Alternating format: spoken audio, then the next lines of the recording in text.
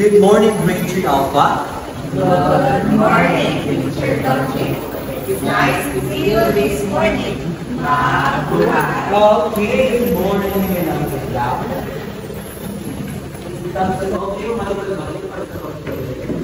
As we also in the Father for something. Father for our nation. Our faith the kingdom give us this day our daily bread and forgive us our trespasses, as we forgive those who trespass against us. And lead us not into temptation, but deliver us from evil. Okay, class, before number we will be having our class announcement. Kindly align your chairs sa inyong mga kanta. And then take a piece of trash so that we can begin our session with this smooth and nice. So, how are you doing? Good. Okay, you're doing really now. Okay, pag-attendance at that before we start our discussion. Attendance coming out. Present. Present. Tonight. Okay, all of you are present today. That's quite nice. So, we're going to talk about today those stair or B2B. So, for our class rules, there is 5 P, and those P stands for be present, be prepared, be polite, be passive, and be participative in our classes. Because we all know that it's a science class, so we need to participate. Correct? Correct, children! Children! So, our last rule is ask is, can you read at your own risk? Listen carefully when the teacher or classmates are speaking. Raise your hands before speaking or reading your speech. Follow instructions the first time they are given. Use kind words and greet everyone. Take care of school materials and your own belongings. Do your best work and complete tasks on time. Stay in your seat unless you have permission to move. Keep the classroom clean and tidy. Okay, class, thank you for reading our classroom rules. We will be now proceeding to our next agenda. And that is to see, because I will be introducing you a new topic. Okay, so for our new topic, it would be the objects that can be found in the sky.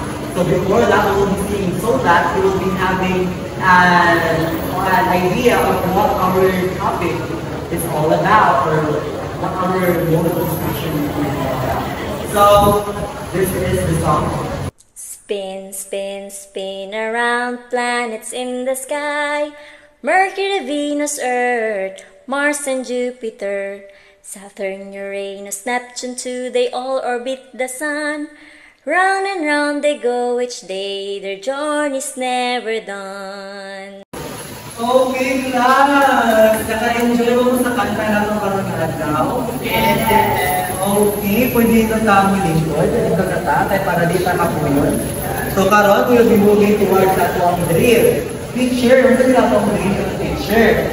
So karon, si teacher ay magpakita ang mga pictures and things sa celestial body, because you know that our topic will be about Celestial objects. Celestial objects, specifically our own solar system. Very good for our drill. Si teacher ay maghatag ng mga pictures with names of celestial objects. Magunta din ay most student. So, kung naiba mo ang object is a star, you need to clap once. Unsay buhaton kung ang object is star? Clap once. Okay, if a planet, kung planet siya, unsay buhaton? Clap twice. Once. Okay, very good. If it is a moon, unsay buhaton? Stamp your feet once. Kapilang once. Okay, isa ra. So if kung asteroid siya, unsay buhaton? Stamp your feet twice. Okay, very good. Attentive ang mga student ni teacher karon. Papa! So, parang magsulod ka ta, okay ra? Okay, magintog ka ta. level magsulti, you need to make a line. Okay? Ang ako pamahagyan ni kayo usa-usa. Each one of you will identify what picture kung sa ipagkita picture. Okay? Yes. So, ang unang picture. Oh my God! Nakakira! Yay! Hindi naman ito ninyo. Ang kaliwa. Oh my God! Ako na! Oh my God! Uli. Ang katunong picture, ready? Oh my God! Yay! Clap one, it is the moon. You see, it is the moon from Earth.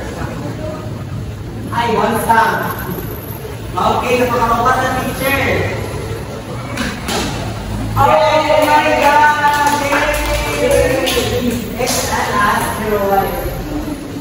Sunod.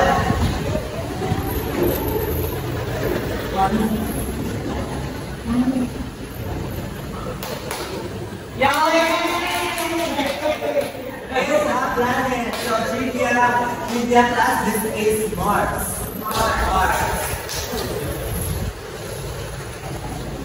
Pangatlo, pangalima.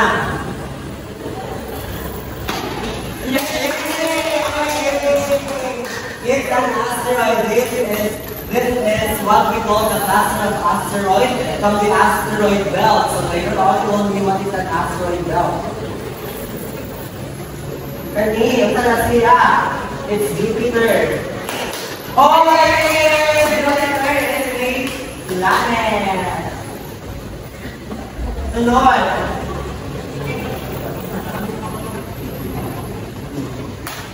Yay!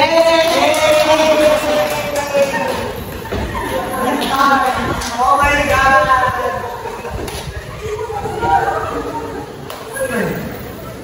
Sunod.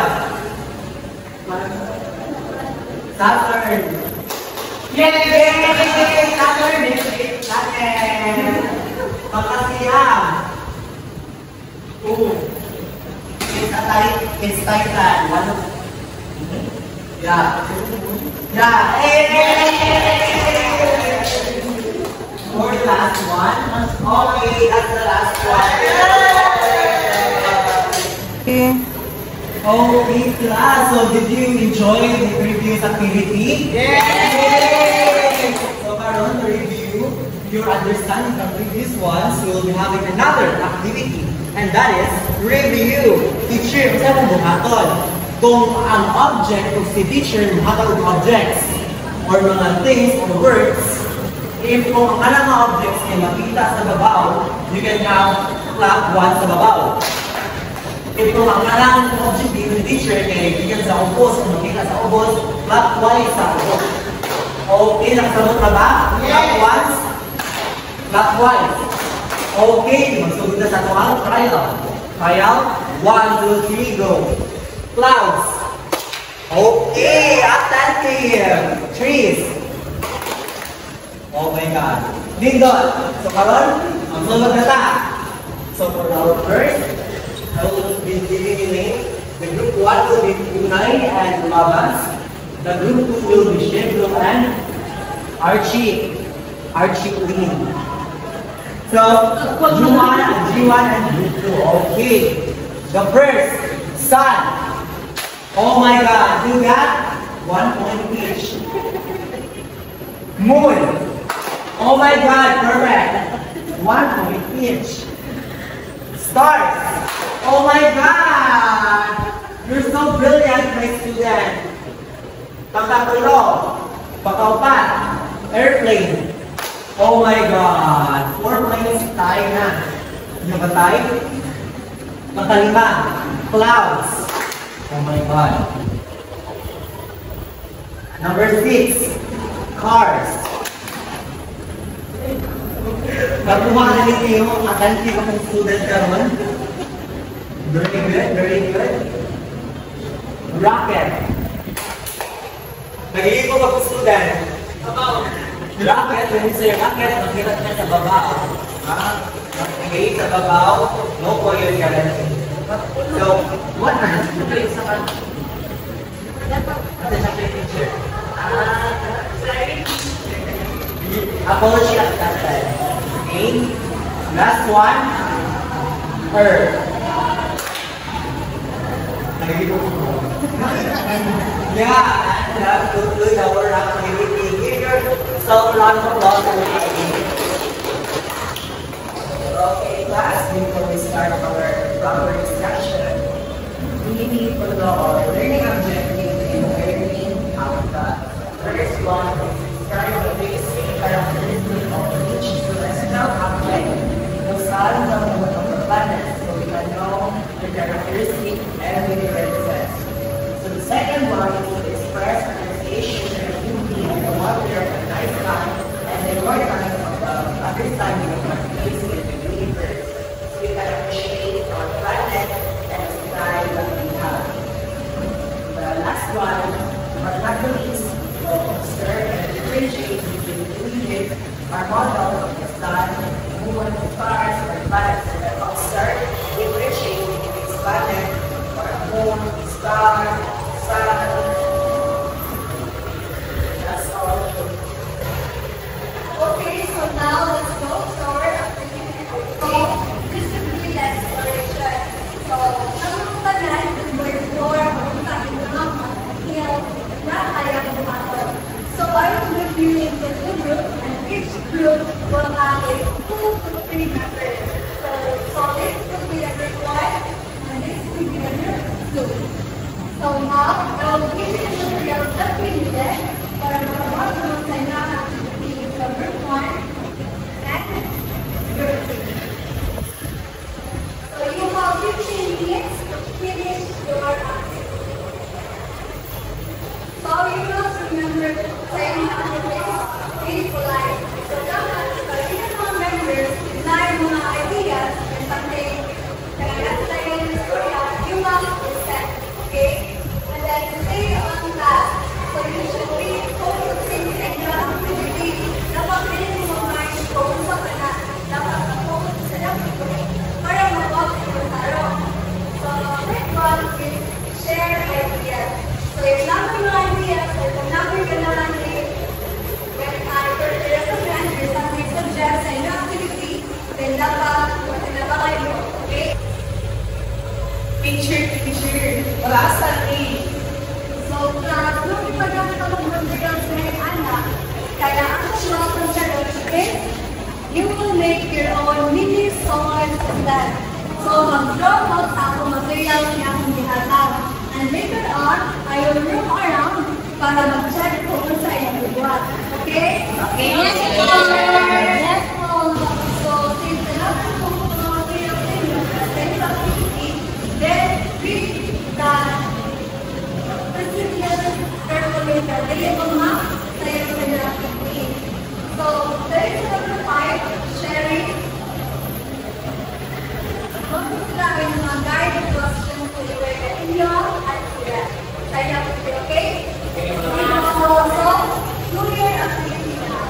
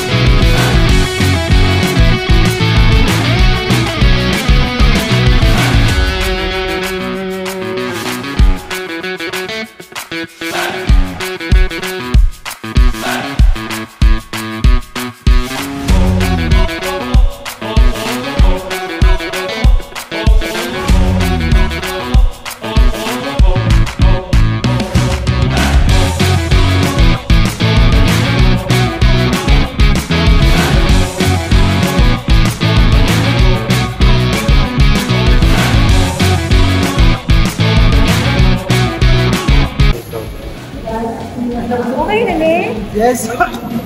Opo, ma'am. Very good. Yeah. Are you done with food? Yes, ma'am. Let me see. Wow, very colorful. Okay, class, now that you have already done your activity, we will be having your explanation. Starting from group 1. Group 1 will answer the questions 1 to 3. While on the other hand, for group 2, you will be answering questions 4 to 6. Are you now all ready? Yes! If you are not ready, can you just go and tell your findings? So, we are in group 1 and this is our mini solar system na iguhay ng mga. So, ako naman is one, which planet is closest to the sun? So, sa akong pagbuhat, nakibali ang Mercury will go towards the sun. So, that's it. Okay, that is correct. Let's give them a round of applause. Mercury is the closest planet beside the sun. That's correct. What's your Mercury? This planet is known as the red planet. For me, it's the Mars. Comes from the Earth. Yes! Okay, Mars is the red planet because Mars has no atmosphere. That is why it was colored red outside the planet itself. That is why it's reflected color red. Your answer is correct. Okay, so let's answer the question number 3. Okay, Gandhi, answer the question number 3. What is the largest planet in the solar system? One picture on the western side, Saturn, Mercury, and third to the last in the solar system.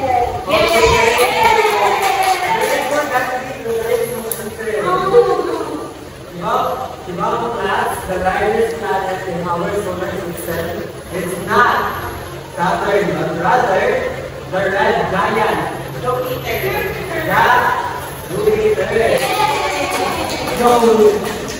Though they have the similarities in terms of, ring and masakot in the vicinity the ring. However, we are only talking about the planet size, not the circumference of the rings now. So the answer is, what's the largest planet? Jupiter! Planet is blue one. We now proceed from answer the questions 4, 5, and 6. Okay, we now start the but before stating, I would like to commend both of your performances, your groupings.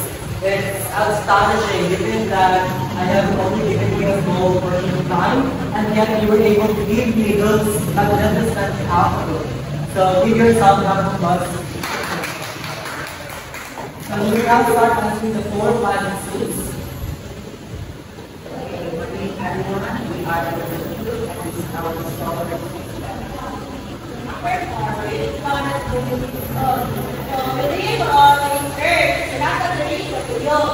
Number 5. Why is the sun going under the light on Earth? So rather for that light on the light. What's the thing about? So I need to ask teacher why is it important? So teacher, why is it important to our life and meeting some people? So this is an exploration time below. So it is okay to answer the student is giving questions towards the teacher. So let me first answer the first question or the fourth question. Which planet is living? So your answer, Archie, is correct. Earth, we are living the third planet orbiting our sun, the Earth. While on the fifth question, why is the sun important about the Earth? The first reason for that, the sun brings warmth to our Earth. Without the sun, our Earth will become a snow ball. What do you mean by that? Because the sun gives light, and when it light, it gives energy, it gives life to all the planet in Earth. And then second, Because of sun, na ay oxygen. Because of the process of photosynthesis. Because of photosynthesis, we're able to breathe and fresh air. Okay? And lastly, because of sun, and because of sun, we will not be able to get various vitamins, such as vitamin D, vitamin E, can also be get in sun. That is why sun is the most sun is important in the life of Earth. Does that answer your questions? Yes, I like vitamin D. Okay, so question number 6. So the white sun is there on the because of that food.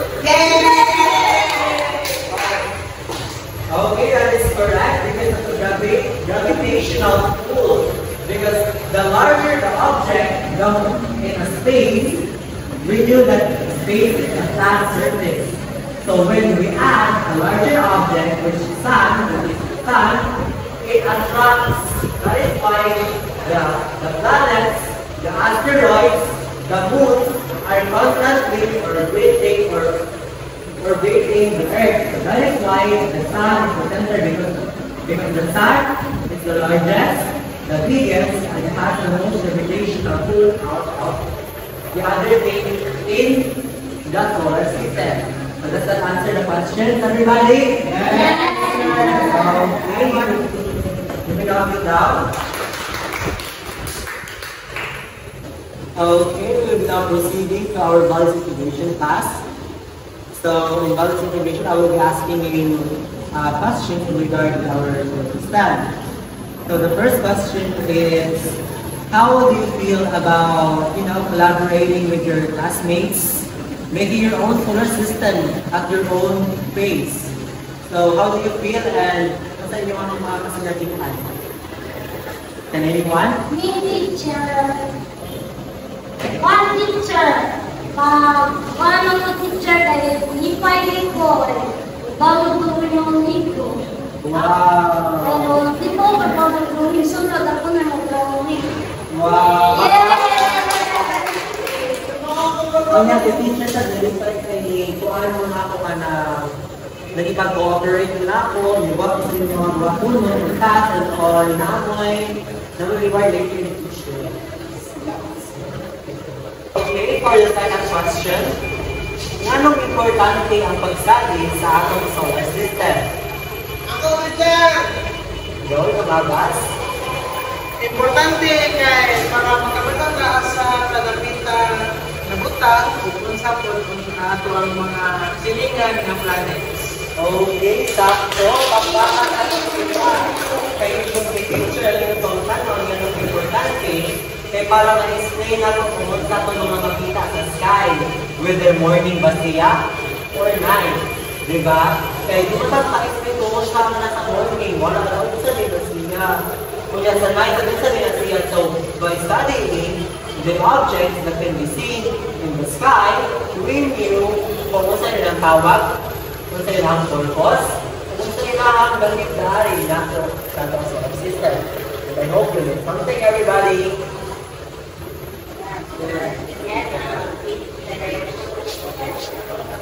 Okay, class, to further elaborate or to enhance your basic knowledge in regards to objects that we can perceive into our skies. So, si teacher, mga tanong questions. Para ako siyang ma-improve, no? So, ang kanyang question kung wala sakto or wrong, ay wala sakto or wrong answer, ha? All of your answers are correct, ha? Kanya, nasa teacher mo gaya tingin, okay? So, for your first question, gano'ng makaimon man mo malaki ang sun sa other stars? Gano'ng di ba, gano'ng makaimon mo star ay ang sun lahit sa langit ng star? Kaya hindi tayo makatubag. Me teacher. One teacher niya. Kaya ang sun ay makita na mo, pero ang star ay makita mo, pero ang star ay makita. I think the lang siya ba? Okay. So, to give you a little bit of feedback, everyone, when we say sun, the sun is the brightest star. A star and the sun are actually the same. The main difference ng ilang tumahan is that when it's the sun, kaya makita na natin siya usually in the morning. Simply because doon ang sun nato. But on the other hand, when we say star, it is also a sun. Pero ang apan niya, kay nasa layo, mao siya gamay ang atong pagtanaw niya sa layo niya. Gabi na nato siya makita. Nakasabot ba ang sa difference sa duha ka buko? Yes. Sun is the star? Yes, teacher. Okay, ito lang masabot. Pag-proceed sa question, the teacher sa pagkalupa. Nga no di ay ang star, twinkle, ito mag-isap-isap sa night sky. Sa night sky. O niya dahil yung planet, steady naman siya. Teacher, Hindi mo? kita na nasa Earth, ang nagagawin sa atin, isa-isa sila siya, na ang planet, doon na siya sa mga sun, ay sa mga stars, so, everywhere siya. Okay, sakto ang iyang answer, no? Ganong mo twinkle ang Quran pero mga stars? Okay, because, di ba na sa picture nyo, malayo. The more layo ang object, natin tinatawag na light travel. Ito ang light mo travel, pas-pas kayo na siya. That is why, there is some instances, murag flicker siya because muagi pa siya o vacuum sa space na. Vacuum sa space in really different degrees and heavenly bodies. Kung sa mga example sa heavenly bodies na nag-discuss, star, planet, asteroid, o moon. Muna yung mga heavenly body, muna yung naka-affect nga no pag-picture ng star. While on the other hand, when you say planet, ito mga planet, ganong steady na yung siga, kay tumol, yung na siya nato. Sakto ang answer. Pakpakan nato. Kaya karoon para the last question ni teacher, nga no ang planet, different man ang color ng brightness. Kasi makatubara. Teacher, Oh my God, Archie, very good.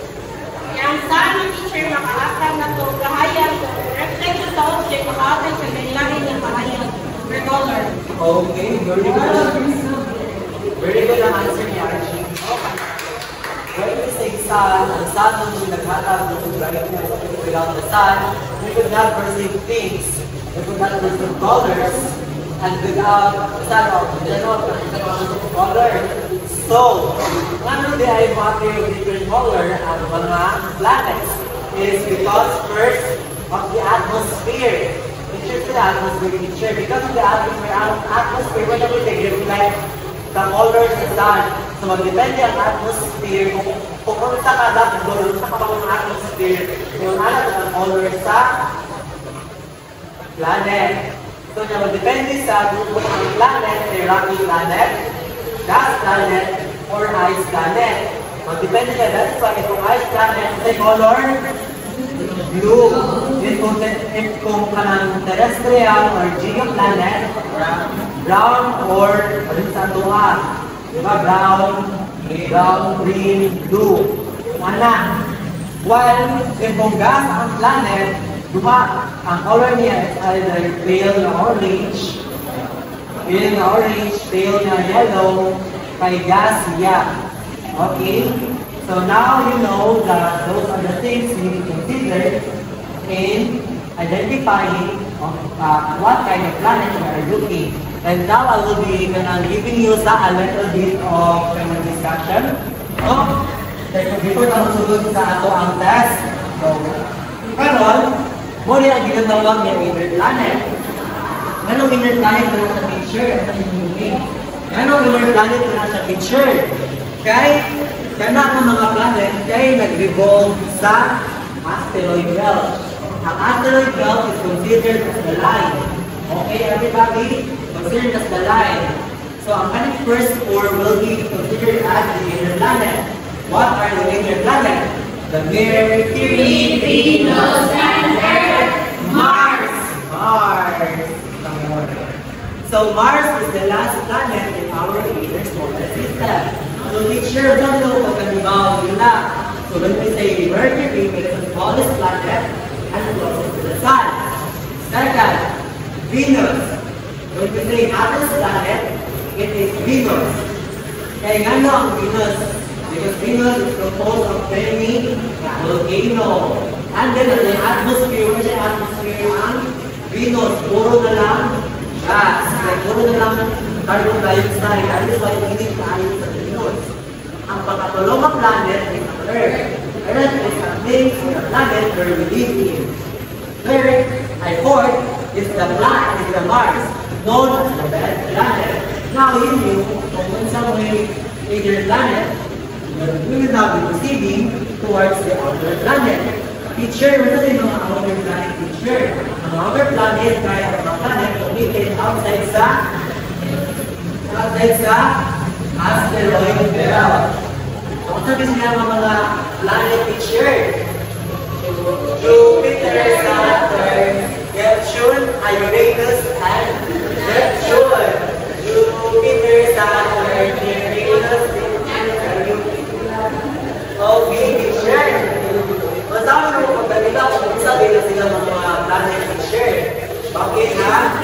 Ang atong inner planet, mga terrestrial or geoplanet, kaya ang aming Jupiter is the largest planet. What's the largest planet? Jupiter. It's a famous, positive siya is ay gas giant. Dahil ka, dapat ko sa ng gas giant sa ang solar system. O gana, ang Saturn. Teacher, sana mo pag-differentiate ka diba? Ang Jupiter, yung malay ring. Ang ring is the name. Ang Saturn is a ring. So while sunod is nice planet. Okay. So karon sila mga ibaw naman tanong kung sa mga gas planet. We're proceeding towards the ice planet. So sa gas planet, ang solar system. Wala na bilhin. Ang Uranus o Neptune. Ang Uranus o Neptune ay, when we say Uranus, it is the seventh planet. Okay?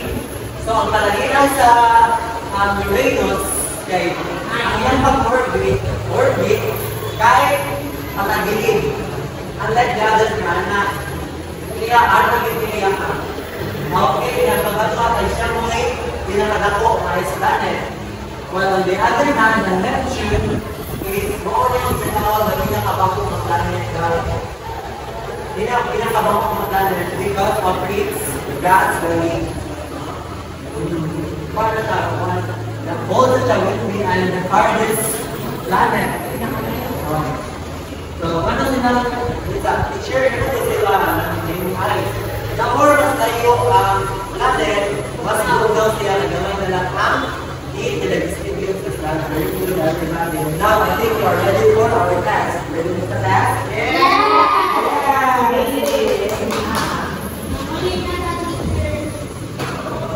Now, before the last, okay, now get your papers and write your name, date, grade, and section. Okay, manalabatas. Kung bumala na, mangingaw mo ni teacher o magtanong mo na sa our presentation. Dapat tayo lang ang questions. Number your paper, 1 to 5. 1, 2, 3. Okay. So, for question number 1, which celestial object is star? Which celestial object is star? A, moon, B, sun, C, earth, or D, Mars? Which celestial object is star? A, moon, C, sun, D, earth, and D, Mars? Okay, my answer? Question number 2. Which of the following is not a planet? Which of the following is not a planet? Letter B, Saturn, B, Venus, C, Moon, or D, Mars? Okay, manala. Proceed na sa question number 3. Why do stars appear to twinkle in the sky? Ato may na-discuss earlier. Okay, because they are moving quickly. Their light passes through Earth's atmosphere. They are burning out, or they are similar than planets. Why do stars appear to tilt in the night sky. They are moving quickly. E, their light passes through Earth's atmosphere. They are burning out. Or B, they are smaller planets. Question number 4. It's a big ball in space that goes around the star, like our sun. What is it? Is it A, a moon, B, an asteroid, C, planet, or D, sun? It is a ball in an orbit. Nag-orbit sa sun na siya yung orbit. Okay? Orbit sa sun, nasa siya.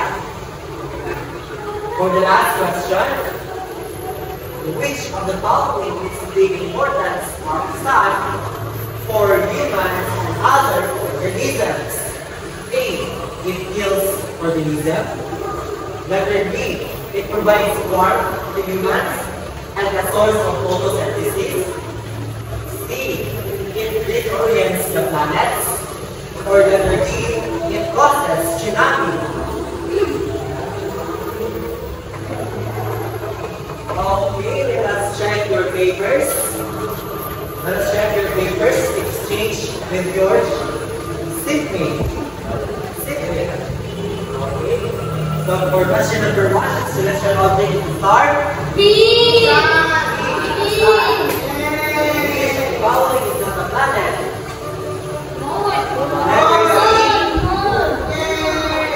Number 3. Why do stars appear twinkle in the sky?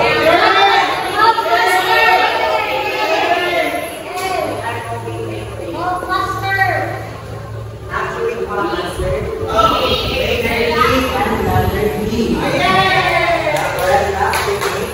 So number 4, it's a ball in space that goes around the star like the sun. It. Very good. And lastly, number 5, which is the following is the importance of sun for the humans and others. Letter D, it provides warmth to humans and source of photosynthesis. So now, count number correct.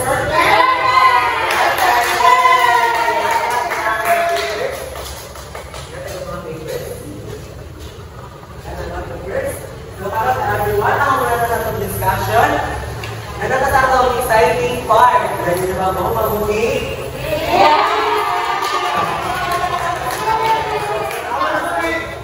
So, para sa mga assignment, hindi nyo kalimutan na this is titled by Celestial Objects Fact Sheet. Picture ko na siya.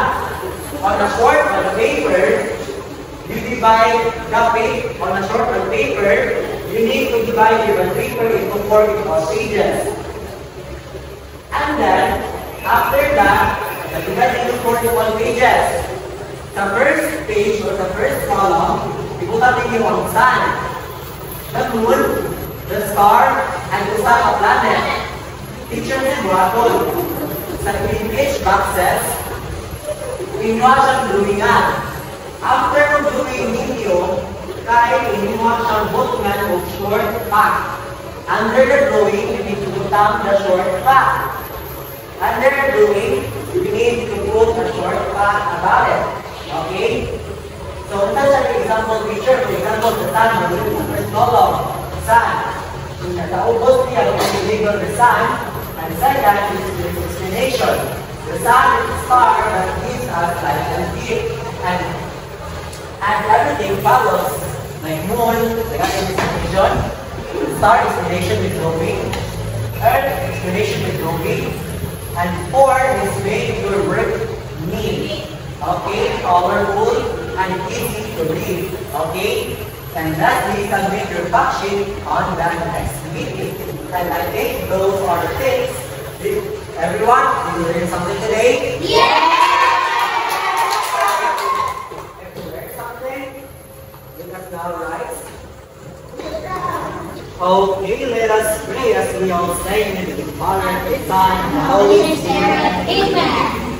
Angel of God, my guardian dear, to all His love, to trust me here. Never this day, be at my side, to light and guide, to roll and guide. Amen.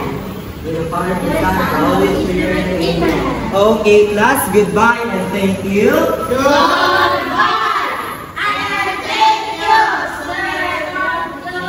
Okay, see you next round.